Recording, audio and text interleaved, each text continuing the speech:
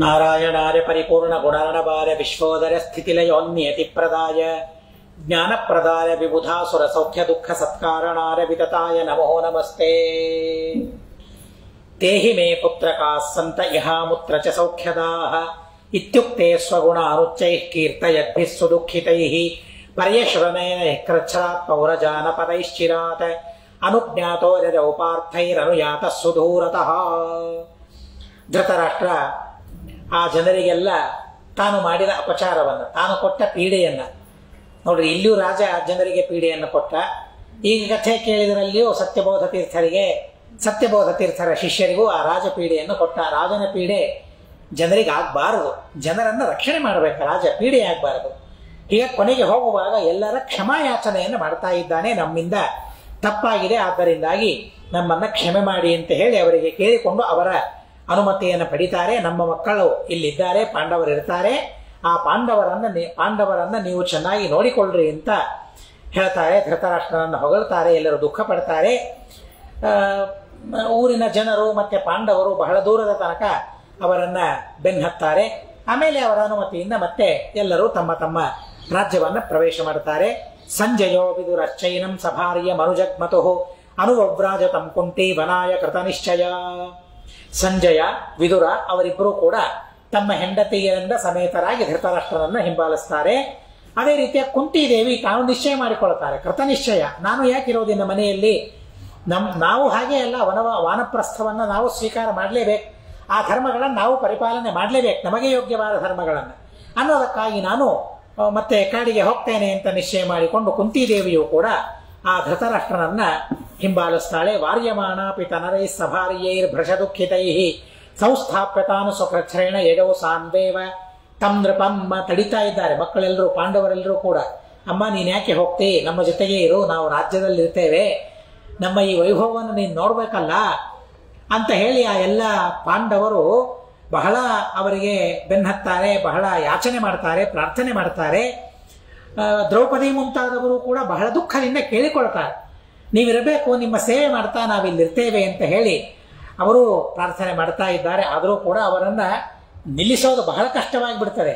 ಕುಂತಿದೇವಿಗೆ ಅವರನ್ನು ಸಮಾಧಾನ ಮಾಡೋದು ಬಹಳ ಕಷ್ಟವಾಗ್ತದೆ. ಶ್ರೀಮದಾಚಾರ್ಯ ಅಂತಾರೆ, ಸಂಸ್ಥಾಪ್ಯ ತಾನು ಸುಕೃಚ್ಛ್ರೇಣ, ಬಹಳ ಕಷ್ಟದಿಂದ ಅವರನ್ನು ಸಮಾಧಾನ ಮಾಡ್ತಾಳೆ ಕುಂತಿದೇವಿ. ಒಂದರ್ಥದಲ್ಲಿ ಆಗೋದೇ ಇಲ್ಲ.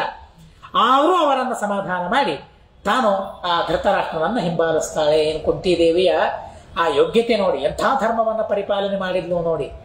ನನ್ನ ಮಕ್ಕಳು ರಾಜ್ಯಸ್ಥರಾಗಿದ್ದಾರೆ, ರಾಜ್ಯವನ್ನು ಪರಿಪಾಲನೆ ಮಾಡ್ತಾ ಇದ್ದಾರೆ, ಎಂಥ ಯೋಗ ಅವರಿಗೆ ಸಿಕ್ಕಿದೆ, ಸುಯೋಗ ಸಿಕ್ಕಿದೆ. ಅದನ್ನು ನೋಡ್ತಾ ನಾನು ಇರಬಹುದಲ್ಲ. ಪಾಂಡವರು ಕರೀತಾ ಇದ್ದಾರೆ, ಸೊಸೇಂದ್ರು ಕರೀತಾ ಇದ್ದಾರೆ, ಇಷ್ಟೆಲ್ಲ ಜನ ಎಳಿತಾ ಇದ್ರು ಕೂಡ ಅಲ್ಲ, ನೀವ್ಯಾರೂ ನನಗೆ ಸಂಬಂಧಪಟ್ಟವರಲ್ಲ, ನನಗೆ ಸಂಬಂಧಿಸಿತ್ತು ನನ್ನ ಗಂಡ ಮಾತ್ರ. ಕುಂತಿದೇವಿ ನಿರ್ಧಾರ ಮಾಡಿಕೊಳ್ತಾರೆ, ಕೃತನಿಶ್ಚಯ. ಹೀಗಾಗಿ ಅವಳು ತನ್ನ ಪತಿಯ ಉದ್ದೇಶದಿಂದ, ಪತಿಯ ಪ್ರೀತಿಗಾಗಿ ಧರ್ಮವನ್ನ ಮಾಡಲಿಕ್ಕೆ ತಾನು ಒಂದೇ ಕ್ಷಣದಲ್ಲಿ ಬಿಟ್ಟು ಹೋಗಲಿಕ್ಕೆ ಸಿದ್ಧಳಾಗ್ತಾಳೆ. ಇದು ಕುಂತಿದೇವಿಯ ಅತ್ಯದ್ಭುತವಾದ ವೈರಾಗ್ಯ. ಶ್ರೀಮದಾಚಾರ್ಯ ಅದನ್ನು ತಿಳಿಸ್ತಾರೆ. ಕುಂತಿದೇವಿಯ ಮಹಿಮೆ ಏನು, ಭೀಮಸೇನ ದೇವರಾಗಿದ್ರಲ್ವಾ ಆವಾಗ.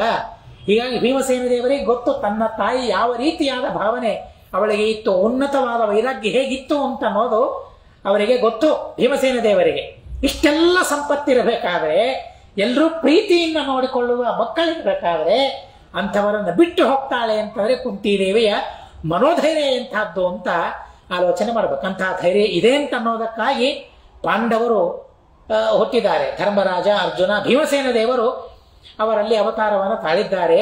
ಹೀಗಾಗಿ ಸಾನ್ವೇವತಂ ನೃಪಂ, ಆ ರಾಜನ ಹಿಂದೆಯೇ ಕುಂತಿದೇವಿಯು ಕೂಡ ಹೋಗ್ತಾರೆ. ಮತ್ತೆ ಇವರು ಬಹಳ ಪ್ರಯಾಸ ಮಾಡೋದಿಲ್ಲ, ಬಹಳ ಪ್ರಯತ್ನ ಮಾಡೋದಿಲ್ಲ ಪಾಂಡವರು. ಅವರ ಧರ್ಮ ಇದೆಯಲ್ಲ, ನಮ್ಮ ತಾಯಿ ಅವಳ ಧರ್ಮವನ್ನು ಅವರು ಪಾಲನೆ ಮಾಡಬೇಕು, ನಾವು ಅತೀ ವಿಘ್ನವನ್ನು ನಾವು ಮಾಡಬಾರದು ಅಂತ ಹೇಳಿ ಮತ್ತೆ ಪಾಂಡವರು ಕೂಡ ಅದಕ್ಕೆ ಅಂಗೀಕಾರ ಮಾಡಿಕೊಳ್ತಾರೆ. ಸಂದರ್ಶಿತ ಪಥೋ ರಾಜ ಕುಂತಿ ವಿದುರ ಸಂಜಯೈ ಗಾಂಧಾರಿ ಸಹಿತ ಪ್ರಾಪ ಕುರುಕ್ಷೇತ್ರಂ ಜಗದ್ಗುರೋ ಕ್ರಮೇಣ ಇವಾಶ್ರಮಂ ವ್ಯಾಸದೇವಸ್ಯ ಸುರಪೂಜಿತಂ. ಕುಂತಿ, ವಿದುರ, ಸಂಜಯ ಈ ಮೂರೂ ಜನ ಆ ಧೃತರಾಷ್ಟ್ರ ಮತ್ತು ಗಾಂಧಾರಿಗೆ ದಾರಿಯನ್ನು ತೋರಿಸ್ತಾ ಇದ್ದಾರೆ. ಕುರುಡನಲ್ವಾ ನೋಡ್ರಿ, ಆ ಸಂದರ್ಭದಲ್ಲಿಯೂ ಸಹ ಗಾಂಧಾರಿ ಕಣ್ಣಿನ ಪಟ್ಟಿಯನ್ನ ಬಿಚ್ಚಲಿಲ್ಲ, ನಡಿಬೇಕಾಗಿದೆಯಲ್ಲ. ಎಲ್ಲಿ ತನಕ? ಹಸ್ತಿನಾವತಿಯಿಂದ ಬದರಿಗೆ ಹೋಗ್ಬೇಕು. ಹಸ್ತಿನಾವತಿಯಿಂದ ಬದರಿಗೆ ಹೋಗುವ ಸಂದರ್ಭದಲ್ಲಿಯೂ ಸಹ ಅವಳು ಕಣ್ಣಿನ ಪಟ್ಟಿಯನ್ನು ಬಿಚ್ಚಲಿಲ್ಲ. ಕುಂತಿದೇವಿ ಗಾಂಧಾರಿಗೆ ಮಾರ್ಗವನ್ನು ತೋರಿಸ್ತಾ ಇದ್ದಾಳೆ, ಕೈ ಹಿಡಿದು ಮಾರ್ಗವನ್ನು ತೋರಿಸ್ತಾ ಇದ್ದಾಳೆ. ಎಂಥ ದೊಡ್ಡ ಸೇವೆ ಮಾಡ್ತಾ ಇದ್ದಾಳೆ ನೋಡಿ. ತನ್ನ ಮಕ್ಕಳನ್ನ ಎಷ್ಟು ಗೋಳು ಹಾಕೊಂಡಿದ್ದಾರೆ ಅವರು, ಪಾಂಡವರನ್ನ. ತನ್ನ ಸೊಸೆಗೆ ಎಂಥ ಅವಮಾನವನ್ನು ಮಾಡಿದ್ದಾರೆ. ನೋಡ್ತಾ ಕೂತಿದ್ದಾಳೆ ಕುಂತಿದೇವಿ. ಇಷ್ಟೆಲ್ಲ ಅವಳಲ್ಲಿ ತಪ್ಪಿದ್ರೂ ಕೂಡ ಕುಂತಿದೇವಿ ಅವಳ ಕೈ ಹಿಡಿದು ದಾರಿ ತೋರಿಸ್ತಾ ಇದ್ದಾಳೆ. ಏನು ಗುಣ ಅಲ್ಲ ಅವಳದ್ದು ಕುಂತಿದೇವಿ. ಇದು ಬಹಳ ವಿಚಿತ್ರ ಅಂತ ಅನಿಸ್ತದೆ, ಬಹಳ ಆಶ್ಚರ್ಯ ಅಂತ ಅನಿಸ್ತದೆ. ಇಂತಹ ಕುಂತಿದೇವಿಯ ಗುಣಗಳನ್ನ ಕೇಳಬೇಕು, ನಿರಂತರ ಅನುಸಂಧಾನದಲ್ಲಿ ತಂದ್ಕೊಳ್ಬೇಕು. ಅಂದ್ರೆ ಮಾತ್ರ ಆ ಗುಣಗಳು ಅಲ್ಪ ಸ್ವಲ್ಪ ಬರಲಿಕ್ಕೆ ಸಾಧ್ಯವಿದೆ, ಇಲ್ಲಿ ಹೋದರೆ ಸಾಧ್ಯವಿಲ್ಲ. ಆ ಕಡೆಗೆ ವಿದುರ ಮತ್ತು ಸಂಜಯ ಅವರಿಬ್ಬರು ಧೃತರಾಷ್ಟ್ರನಿಗೆ ಮಾರ್ಗವನ್ನ ತೋರಿಸ್ತಾ ಇದ್ದಾರೆ. ಕ್ರಮವಾಗಿ ಕುರುಕ್ಷೇತ್ರಕ್ಕೆ ಹೋಗಿದ್ದಾರೆ.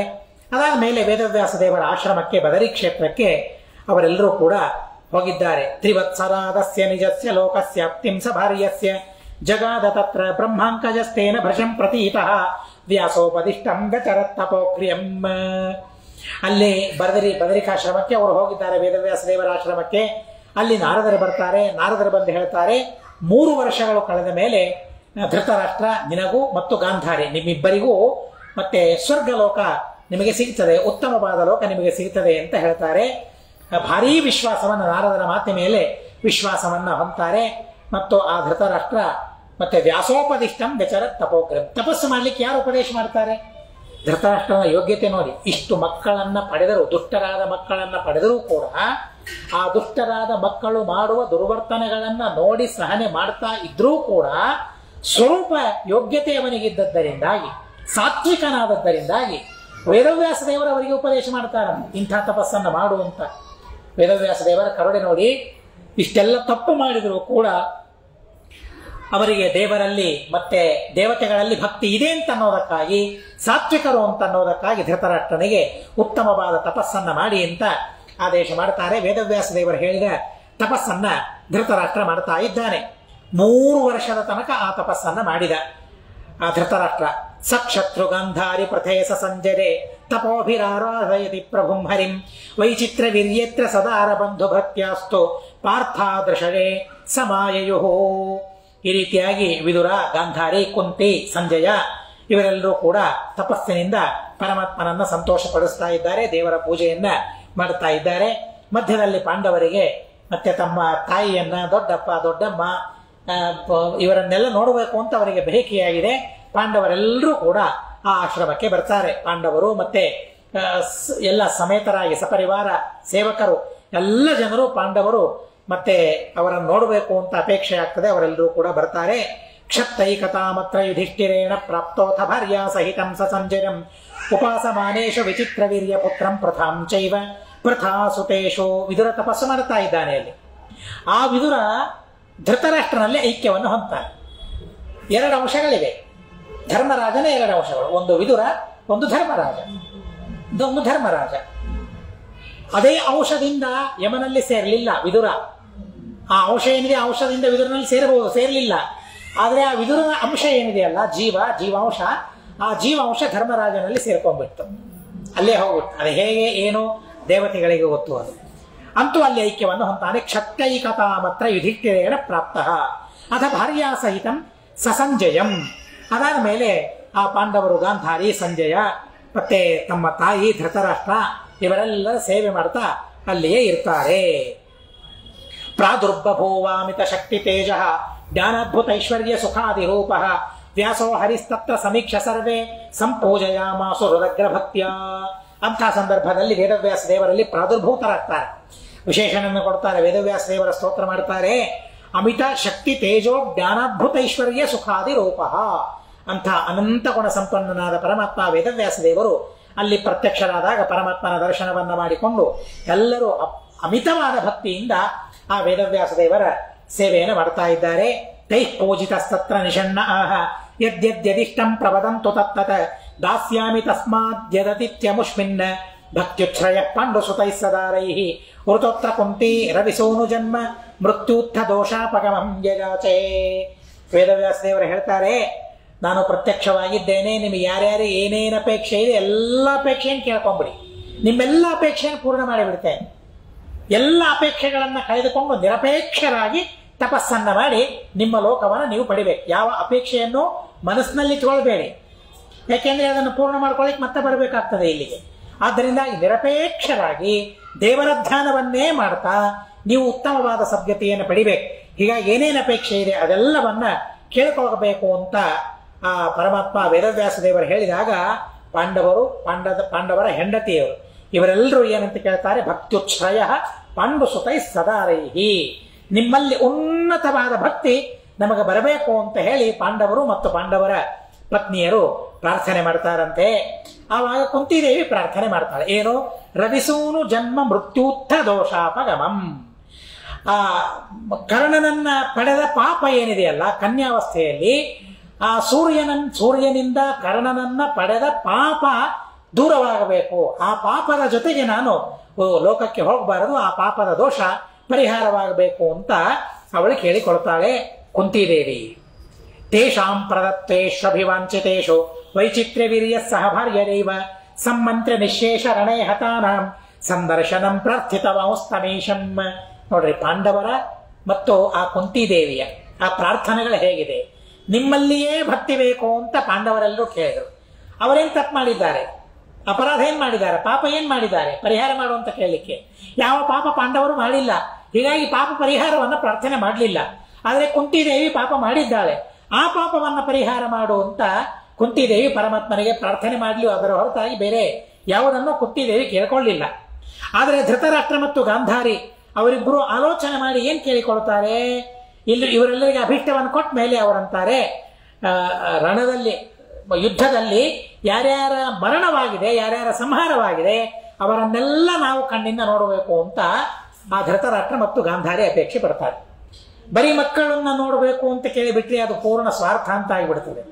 ಆದ್ದರಿಂದ ಬರೀ ಅಷ್ಟೇ ಕೇಳೋದು ಬೇಡ, ಯುದ್ಧದಲ್ಲಿ ಯಾರ್ಯಾರು ಸತ್ತು ಹೋಗಿದ್ದಾರೆ ಎಲ್ಲರನ್ನೂ ನಾವು ನೋಡಬೇಕು ಅಂತ ನಿಶೇಷರಣೆ ಹತಾನಂ ಸಂದರ್ಶನಂ ಪ್ರಾರ್ಥಿತವಂ ಸ್ತಮೀಶಂ, ಸರ್ವೋತ್ತಮನಾದ ಸಮರ್ಥನಾದ ಆ ಪರಮಾತ್ಮನಿಗೆ ಪ್ರಾರ್ಥನೆ ಮಾಡ್ತಾರೆ.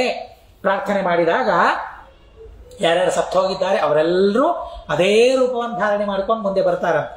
ತತಸ್ತುತೆ ಸತ್ಯವತಿ ಸುತಸ್ಯ ಸರ್ವೇಶ್ವರಸ್ಯಾದ್ಯರ ಸರ್ವದೇವ ಸಮಾಗತ ಸ್ವರ್ಗಲೋಕಾತ್ ಕ್ಷಣೇನ ದತ್ತಾ ಚ ದಿವ್ಯ ದೃಗಮುಷ್ಯರಾಜ್ಞ ಊಷುಶ್ಚ ರಾತ್ರಿಂ ಪರಮಗ್ರರೈವ ಸರ್ವೇ ಸ್ವಭಾರ್ಯ ಸಹಿತ ಯಥಾಪುರ. ಆವಾಗ ಪರಮಾತ್ಮನ ಅನುಗ್ರಹದಿಂದ ಕ್ಷಣದಲ್ಲಿ ಏನೇ ದಿವ್ಯವಾದ ರೂಪವನ್ನು ಧಾರಣೆ ಮಾಡಿಕೊಂಡು ಎಲ್ಲರೂ ಬರ್ತಾರೆ. ಯಾರ್ಯಾರು ಮೃತರಾಗಿದ್ದಾರೆ ಅವರೆಲ್ಲರೂ ಕೂಡ ಬರ್ತಾರೆ. ರಾಜನಿಗೆ ಕಣ್ಣಿಲ್ಲ ಅಲ್ಲ, ಮತ್ತೆ ದಿವ್ಯವಾದ ನೇತ್ರವನ್ನ, ದಿವ್ಯ ಚಕ್ಷುಸ್ಸನ್ನ ಪರಮಾತ್ಮ ಅವರಿಬ್ಬರಿಗೆ ಕೊಡ್ತಾರೆ. ಅದರಿಂದ ಅವರನ್ನೆಲ್ಲ ನೋಡಿ ಪರಮ ಸಂತೋಷ ಅವರಿಗಾಗ್ತದೆ. ಅವತ್ತಿನ ದಿವಸ ರಾತ್ರಿ ಅವರೆಲ್ಲರ ಜೊತೆಗೆ ಕುಳಿತುಕೊಂಡು ಮಾತನಾಡ್ತಾ ಆ ರಾತ್ರಿಯನ್ನು ಅವರೆಲ್ಲರೂ ಕಳೀತಾರೆ. ತೃಪ್ತ ಸದಾರೋ ನೃಪತಿಶ್ಚ ತತ್ರ ಸರ್ವೇಪಿ ದೃಷ್ಟ್ವಾ ಮಹದದ್ಭುತಂ ತತ ಅಥಾಗ್ರೈವಸ್ಯ ಪರಸ್ಯ ಸರ್ವಾಃ ಸ್ತ್ರೀಯೋ ನಿಜೈಷೈಃ ಸಹಿತಾ ಯಯುಸ್ವಃ. ಈ ರೀತಿಯಾಗಿ ಧೃತರಾಷ್ಟ್ರ, ಗಾಂಧಾರಿ ಇವರೆಲ್ಲರೂ ಕೂಡ ಪರಮಾತ್ಮನ ಈ ಅತ್ಯದ್ಭುತವಾದ ವ್ಯಾಪಾರವನ್ನು ನೋಡ್ತಾರೆ. ನೋಡಿ ಎಲ್ಲರೂ ಸಂತೋಷ ಪಡ್ತಾರೆ. ಆಮೇಲೆ ತಮ್ಮ ಸ್ತ್ರೀಯರ ಜೊತೆಗೆ ತಮಗೆ ವಿಹಿತವಾದ ಲೋಕಕ್ಕೆ ಅವರೆಲ್ಲರೂ ತೆರಳುತ್ತಾರೆ. ವಿನೋತ್ತರಾಂ ತಾಂತು ಕಥಾಂ ನಿಶಮ್ಯ ಪಾರೀಕ್ಷಿತೋ ಯಾಚತ ತಾತ ದೃಷ್ಟಿಂ ತಂ ಚಾನಯಾಮಾಸ ತದೈವ ಕೃಷ್ಣೋಶ್ಯಚಿಂತ ಶಕ್ತಿ ಸ ವಿಕುಂಠಲೋಕಾತ್. ಈ ಕಥೆಯನ್ನ ವೈಶಂಪಾಯನರು ಜನಮೇಜಯರಿಗೆ ಹೇಳ್ತಾ ಇದ್ದಾರೆ. ಈಗ ಇಲ್ಲಿಗೆ ಒಂದು ಕಥೆ ನಿಲ್ಲಿಸ್ತಾರೆ, ಮತ್ತೆ ಮಹಾಭಾರತಕ್ಕೆ ಹೋಗ್ತಾರೆ. ಈ ಕಥೆಯನ್ನ ಕೇಳಿದಾಗ ಜನಮೇಜರ ಪ್ರಾರ್ಥನೆ ಮಾಡ್ತಾರಂತೆ, ಮತ್ತೆ ನೀವೆಲ್ಲ ಇಷ್ಟೆಲ್ಲ ಕಥೆ ಹೇಳ್ತಾ ಇದ್ದೀರಿ, ನಂಬಲಿಕ್ಕೆ ನನಗೆ ಏನಾದರೂ ಬೇಕಲ್ಲ. ಆದ್ದರಿಂದಾಗಿ ನೀವು ಪರೀಕ್ಷಿತ ರಾಜನನ್ನ ಜನಮೇಜಯ ಕೇಳ್ತಾನೆ, ನಮ್ಮ ಅಪ್ಪ ಬರಬೇಕು, ನಮ್ಮ ಅಪ್ಪನನ್ನ ನಾವು ನೋಡಬೇಕು. ನಮ್ಮ ಅಪ್ಪನನ್ನ ನಾನು ನೋಡಿದ್ದಾದರೆ ಮತ್ತೆ ನಾನಿದನ್ನೆಲ್ಲ ನಂಬುತ್ತೇನೆ ಅಂತ ರೀತಿಯಾಗಿ ಅವರು ಹೇಳ್ತಾರೆ.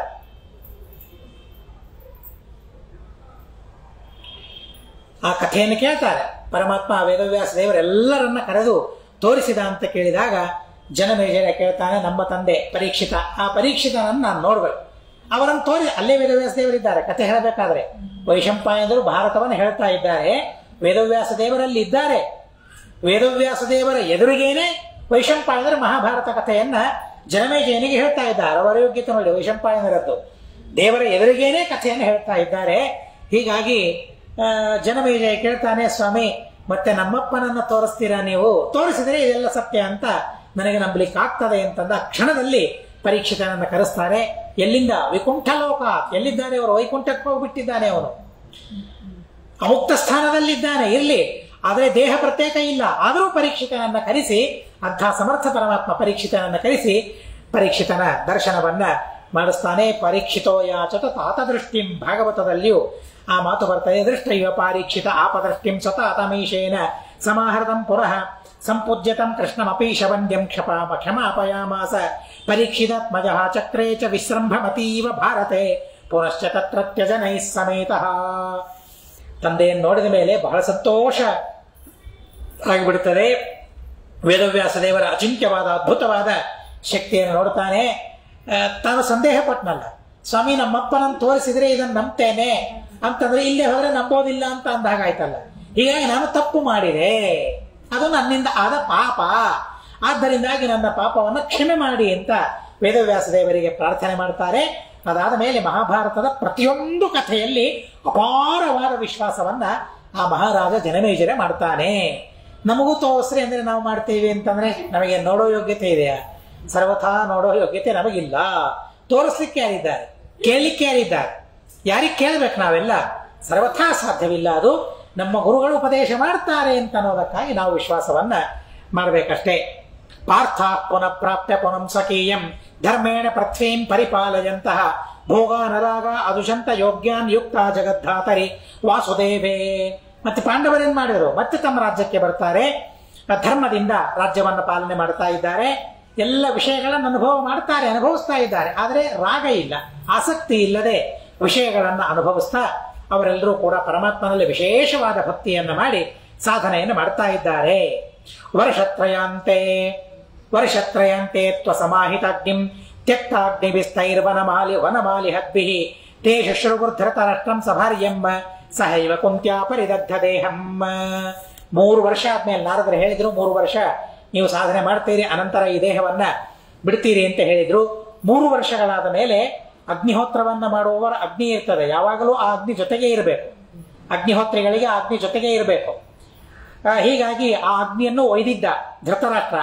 ಹೀಗಾಗಿ ಆ ಅಗ್ನಿಯನ್ನು ಆತ್ಮಸಮಾರೋಪ ಮಾಡಿಕೊಳ್ತಾನೆ. ಆದರೆ ಆ ಅಗ್ನಿ ತನ್ನಲ್ಲಿ ಸನ್ನಿಹಿತವಾಗಬೇಕು ಅಂತ ಪ್ರಾರ್ಥನೆ ಮಾಡಿಕೊಳ್ತಾನೆ. ಅದು ಋಗ್ವೇದಿಗಳಿಗೆ ಋಗ್ವೇದಿಗಳಿಗೆ ಸಮಿತ್ಯನಲ್ಲಿ ಸಮಾರೋಪ ಮಾಡೋದು, ಯಜುರ್ವೇದಿಗಳಿಗೆ ಆತ್ಮ ಸಮಾರೋಪ ಮಾಡಿಕೊಳ್ಳಬೇಕು ಅಗ್ನಿಯನ್ನ ಅಂತ ಹೇಳಿದ್ದಾರೆ. ಧೃತರಾಷ್ಟ್ರ ಆ ಅಗ್ನಿಯನ್ನ ಆತ್ಮ ಸಮಾರೋಪಣ ಮಾಡಿಕೊಂಡಿದ್ದಾನೆ.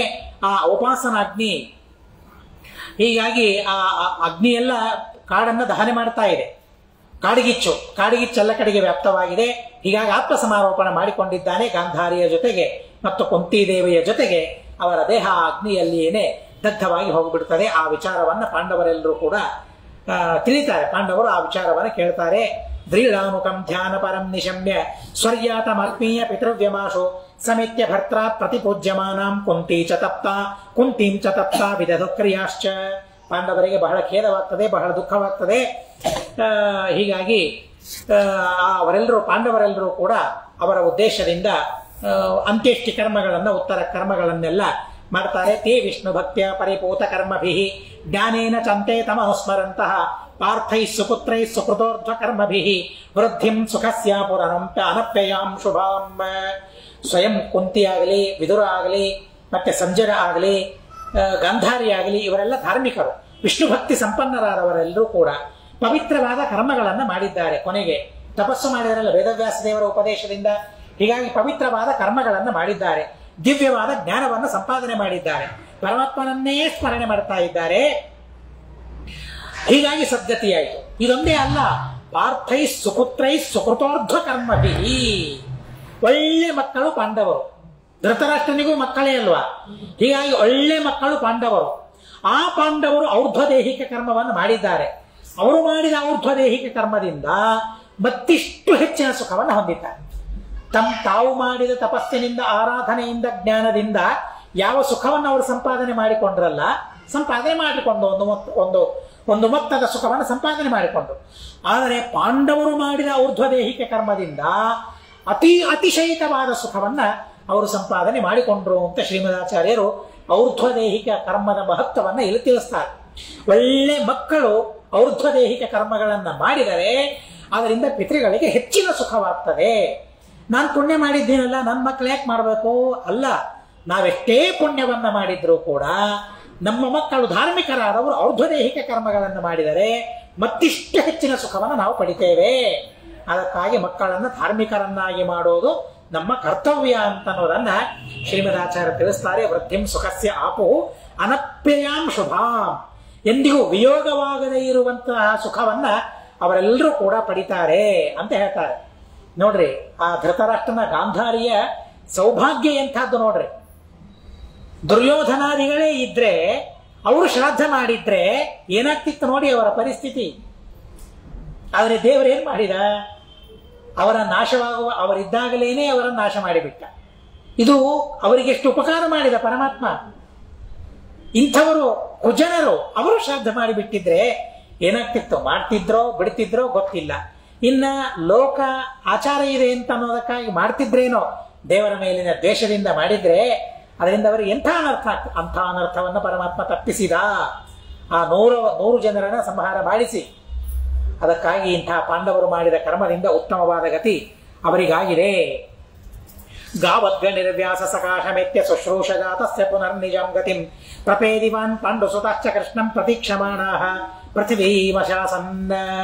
ಅದಾದ ಮೇಲೆ ಸಂಜಯ ವೇದವ್ಯಾಸ ದೇವರ ಹತ್ರ ಹೋಗ್ತಾರೆ. ವೇದವ್ಯಾಸ ದೇವರ ದಿವ್ಯವಾದ ಸೇವೆಯನ್ನು ಮಾಡ್ತಾರೆ. ಏನವನ ಪುಣ್ಯ ನೋಡಿ, ಸಂಜಯನ ಪುಣ್ಯ. ವೇದವ್ಯಾಸ ದೇವರ ಹತ್ರ ಸಾಕ್ಷಾತ್ ವೇದವ್ಯಾಸ ದೇವರ ಆರಾಧನೆಯನ್ನ ಮಾಡ್ತಾ ಇದ್ದಾನೆ. ಮಾಡಿ ಆ ದೇಹವನ್ನು ಪರಿತ್ಯಾಗ ಮಾಡಿ ಅವನು ಕೂಡ ತನ್ನ ಲೋಕವನ್ನ ಪಡೆದಿದ್ದಾರೆ. ಪಾಂಡವರೆಲ್ಲರೂ ಕೂಡ ಪರಮಾತ್ಮನನ್ನೇ ಧ್ಯಾನ ಮಾಡ್ತಾ ಈ ಲೋಕವನ್ನ ಮತ್ತೆ ಹಸ್ತಿನಾವತಿಯನ್ನ ಪರಿಪಾಲನೆ ಮಾಡ್ತಾ ಇದ್ದಾರೆ.